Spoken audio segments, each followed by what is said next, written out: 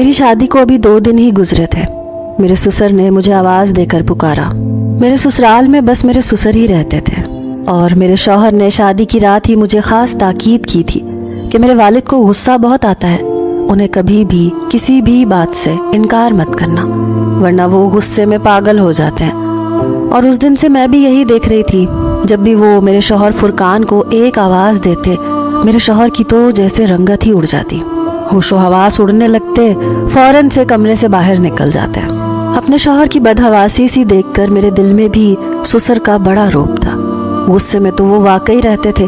शादी के 2 दिन ही गुजरे थे, तीसरा दिन था कि जब सुबह ही सुबह फुरकान ने मुझसे कहा कि आज हम सी व्यू घूमने जाते हैं। मैं भी खुश थी, लेकिन उसी वक्त मेरे ससुर ने फुरकान को पुकारा तो वो फौरन कमरे से बाहर चला गया। बाहर से मुझे अपने ससुर के चीखने चिल्लाने की आवाज़ें आ रही थी।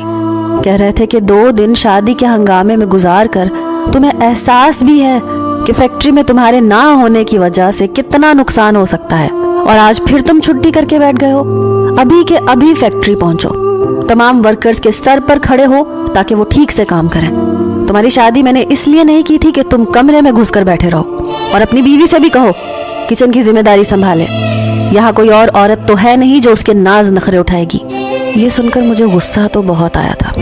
अभी 2 दिन ही तो हुए थे हमारी शादी को, और उन 2 दिनों में भी नाश्ता मैं ही बना कर दे रही थी, जिस पर मेरे ससुर कई नुक्स निकाल चुके थे।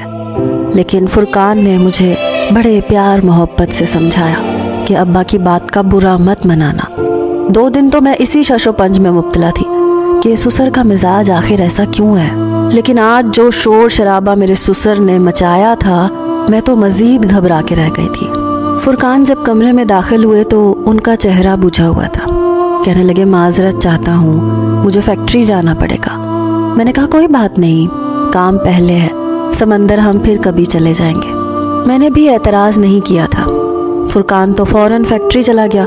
मैं किचन में आकर बेदिली से बर्तन धोने लगी। शादी के तीसरे दिन मैंने ही खाना भी बनाया, घर के सारे काम भी किए। मेरे ससुर ने मुलाजिमा को जवाब दे दिया। कहते थे कि जब बहू घर आ गई है तो सफाई भी वही करेगी। मैंने पूरे घर की सफाई कर ली। थक हार कर अब मैं अपने कमरे में आराम करने के लिए जाने लगी तो मेरे ससुर ने मुझे आवाज़ दी। वो अपने कमरे में बैठे थे।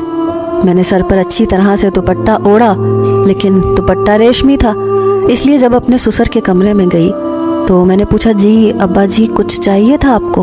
उन्होंने मुझे सर से पैर तक बड़े गौर से देखा, फिर बड़े अजीब से अंदाज से अपने खुश्क होंठों पर जुबान फेरी। कहने लगे, दूध पीना है। ये सुनकर मुझे सबसे पहले अपने दुपट्टे का ख्याल आया, क्योंकि मेरे सीने से दुपट्टा सिरक चुका था। मैंने फौरन से अपना दुपट्टा दुरुस्त किया और कमरे से बाहर आ गई। मुझे अपने ससुर की यह हरकत अजीब लगी थी। ससुर तो बाप की जगह होता है, और बाप कभी भी बेटियों को सर ता पा नहीं देखता। मैं फौरन से किचन में आ गई। मेरा दिल जोर जोर से धड़क रहा था, मुझे बड़ा अजीब सा लग रहा था। मैंने फ्रिज खोला, दूध का गिलास भर के दुपट्टा अच्छी तरह से खुद पर लपेट कर